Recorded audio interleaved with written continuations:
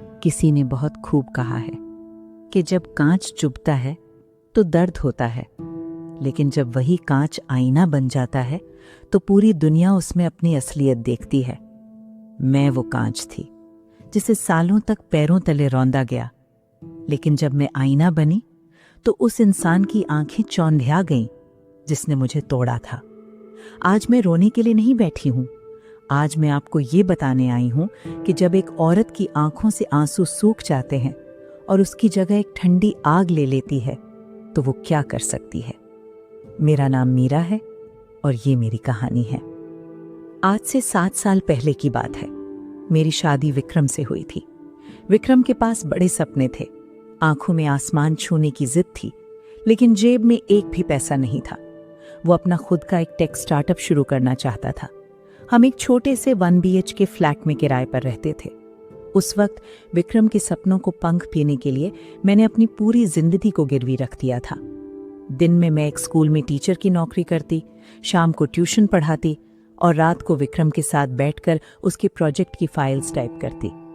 मैंने अपनी शादी के सारे गहने, यहाँ तक कि अपनी माँ के दिए हुए कंगन भी बेच दिए ताकि विक्रम अपने ऑफिस का किराया दे सके। मैं सुबह 5 बजे उठकर टिफिन बनाती थी। मैंने सालों तक अपने लिए कोई नया कपड़ा नहीं खरीदा। जब मेरे पैरों की चप्पलें घिस जाती थीं तो मैं उन्हें सिलवा कर पहन लेती थी, क्योंकि मुझे हर एक रुपया विक्रम के भविष्य के लिए बचाना था। और विक्रम, वो अक्सर मेरे हाथों को चूम कर कहता था, मीरा, जिस दिन मैं सफल हो जाऊंगा मैं पूरी दुनिया तुम्हारे कदमों में लाकर रख दूंगा, तुम मेरी ताकत हो।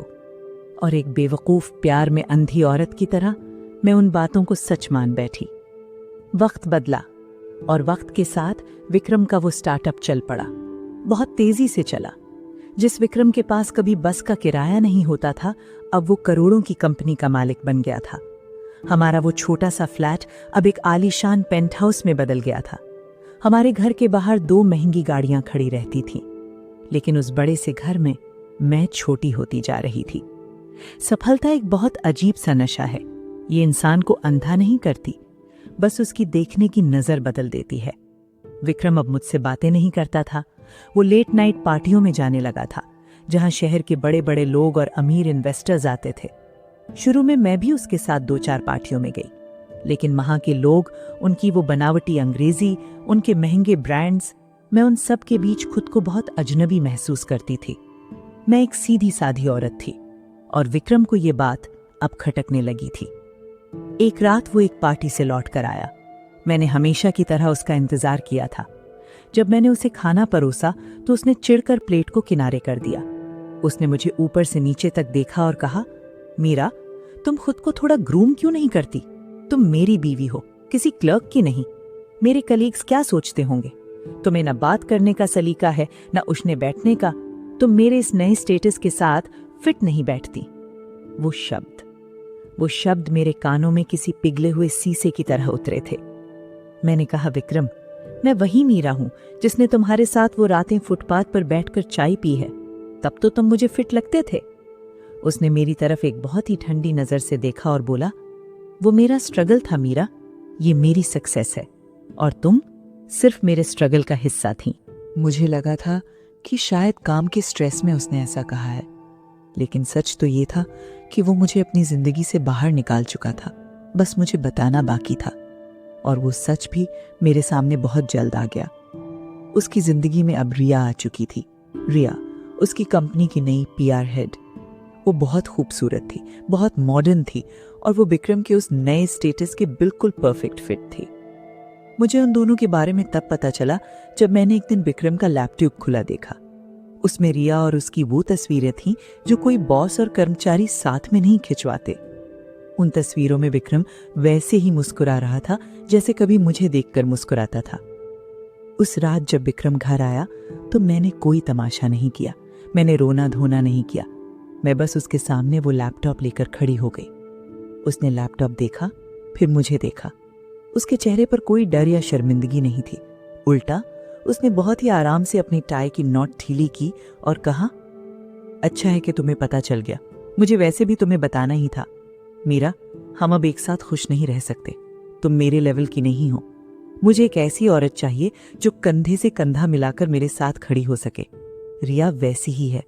मैं कल तुम्हें तलाक के पेपर्स भेज दूंगा। तुम जो भी एलिमनी या पैसा मांगोगी मैं देने को तैयार हूं। उस एक पल में मेरे अंदर कुछ मर गया। प्यार, उम्मीद, शिकायत, सब कुछ राख हो गया। अगर कोई आम औरत होती तो शायद वो रोती, उसके पैर पकड़ती, उसे याद दिलाती कि कैसे उसने अपने गहने बेचे थे। लेकिन मैंने ऐसा कुछ नहीं किया। मैंने उसे देखा, उसकी आंखों में झांका और सिर्फ एक लाइन कही, तुम्हें लगता है कि तुम मुझे पैसों से खरीद सकते हो विक्रम? जो औरत तुम्हारे उस खाली घर की दीवारों को महल बना सकती थी, वो इस महल को पल भर में राख भी कर सकती है। मुझे तुम्हारा एक पैसा नहीं चाहिए। उसी रात मैंने अपना एक छोटा सा सूटकेस पैक किया और उस आलीशान घर को हमेशा के लिए छोड़ दिया। लोग कहते हैं कि जब एक औरत का घर टूटता है तो वो टूट जाती है, लेकिन मेरा मानना है कि सबसे खतरनाक वो इंसान होता है जिसके पास खोने के लिए अब कुछ नहीं बचा हो। मैंने कोई डिप्रेशन नहीं पाला, मैंने किसी से कोई सहानुभूति नहीं मांगी। मुझे पता था कि दुनिया की ये वॉइसेस ऑफ डार्क नाइट्स, ये अंधेरी रातें या तो आपको निगल जाती हैं या फिर आपको वो सितारा बना देती हैं जो सबसे तेज चमकता है। और मैंने चमकना चुना। मैंने एक छोटी सी पीआर और मार्केटिंग एजेंसी से अपनी शुरुआत की। मैं दिन में 18 घंटे काम करती थी। मेरी आंखों में कोई आंसू नहीं थे, बस एक ऐसी आग थी जो मुझे सोने नहीं देती थी। मुझे अपनी पुरानी पहचान को खत्म करके एक नया इंसान बनना था। मैंने सब कुछ सीखा, बिजनेस की बारीकियां, शेयर मार्केट, कॉर्पोरेट दुनिया के वो गंदे खेल, सब कुछ। मैं लोगों से मिलती, नेटवर्किंग करती और अपने काम से उन्हें गलत साबित करती। दर्द एक बहुत बेहतरीन ईंधन होता है। मैंने उस बेवफाई के दर्द को अपनी ताकत बना लिया था। 5 साल गुजर गए। इन 5 सालों में विक्रम की वो जो आसमान छूती कंपनी थी अब जमीन पर आ गिरी थी। रिया जैसी परफेक्ट और मॉडर्न औरतें बुरे वक्त में कभी साथ नहीं देती। जैसे ही कंपनी घाटे में जाने लगी, रिया ने विक्रम को छोड़ दिया और कंपनी का सारा अहम डेटा लेकर किसी कॉम्पिटिटर के पास चली गई। विक्रम पूरी तरह से बर्बाद होने की कगार पर था। उसे अपनी कंपनी बचाने के लिए एक बहुत बड़े इन्वेस्टर की सख्त जरूरत थी। एक दिन मेरे ऑफिस के असिस्टेंट ने मुझे बताया कि एक डूबती हुई टेक कंपनी का ओनर हमारी फर्म से एक मीटिंग चाहता है। वो अपनी कंपनी का 51% शेयर हमें बेचने को तैयार था ताकि वो दिवालिया होने से बच सके। मैंने उस फाइल को देखा, उस पर नाम लिखा था विक्रम सिंह। मेरे होठों पर एक बहुत ही ठंडी और खामोश मुस्कान आ गई। अगले दिन सुबह 11 बजे की मीटिंग तय हुई। मैं अपनी बड़ी सी लेदर की कुर्सी पर बैठी थी। मैंने एक बहुत ही शानदार ब्लैक पैंट सूट पहना था। मेरा केबिन शहर की सबसे ऊंची बिल्डिंग के टॉप फ्लोर पर था। दरवाजा खुला, विक्रम अंदर आया। उसके चेहरे पर हवाइयां उड़ रही थी, उसके बाल बिखरे थे, उसकी वो महंगी टाई ढीली थी और आंखों में एक भिखारी जैसी लाचारी थी। उसने मेरी तरफ देखे बिना ही फाइल टेबल पर रखी और बोलना शुरू किया, मैम, अगर आप हमारी कंपनी में इन्वेस्ट करें तो। मैं तुम्हारी इस रद्दी कंपनी में 1 रुपया भी इन्वेस्ट क्यों करूं विक्रम? मेरी आवाज सुनकर वो एकदम से चौंका। उसने ऊपर देखा। जब उसकी नजरें मुझ पर पड़ी तो उसके पैरों तले जमीन खिसक गई।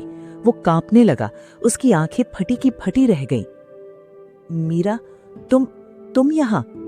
मैंने कुर्सी के पीछे टेक लगाई, अपने हाथों को क्रॉस किया और उसकी आंखों में आंखें डालकर कहा, हाँ विक्रम, मैं, वो गवार औरत जो तुम्हारे स्टेटस के साथ फिट नहीं बैठती थी। आज तुम्हारा स्टेटस इतना गिर गया है कि तुम उसी औरत के दरवाजे पर भीख मांगने आए हो। वो पूरी तरह से टूट गया। वो वहीं जमीन पर घुटनों के बल बैठ गया और रोने लगा। उसने हाथ जोड़ लिए। मुझे माफ कर दो मीरा, मुझे माफ कर दो, मैं बर्बाद हो गया हूं, मेरा सब कुछ छिन गया है। मैंने अपनी डेस्क पर रखी एक पेन उठाई और कहा, तुमने मुझसे मेरा घर छीना था ना विक्रम, आज मैं तुमसे तुम्हारी पहचान छीन रही हूं। तुम्हारी ये कंपनी आज से मेरी है और हाँ, तुम्हें अपनी ही कंपनी में एक जूनियर एम्प्लॉय की तरह काम करना होगा, ये मेरी शर्त है। उसने कांपते हाथों से उन पेपर्स पर साइन कर दिए। जब वो मेरे केबिन से बाहर जा रहा था तो मैंने उसे पीछे से आवाज दी, विक्रम। वो मुड़ा। मैंने मुस्कुराते हुए कहा, याद है तुमने कहा था कि मैं तुम्हारे स्ट्रगल का हिस्सा थी और कोई और तुम्हारी सक्सेस का? तुम गलत थे। मैं वो आग हूं जिससे तुम रोशन हुए थे। और जब तुमने मुझे ही बुझाना चाहा तो अब तुम अंधेरे में हो। आज मैं वो औरत हूं जो अपने फैसले खुद लेती है। मैंने माफ करना छोड़ दिया है, क्योंकि कुछ गलतियों की माफी नहीं होती, सिर्फ सजा होती है। अगर आप भी मेरी तरह किसी ऐसे मोड़ पर खड़े हैं जहां किसी ने आपको आपकी औकात याद दिलाई हो, तो रोना मत, उठो, चुप रहो और इतनी मेहनत करो कि एक दिन तुम्हारी खामोशी उनकी चीखों से ज्यादा शोर मचाए, क्योंकि आखिर इसी का नाम लाइफ है।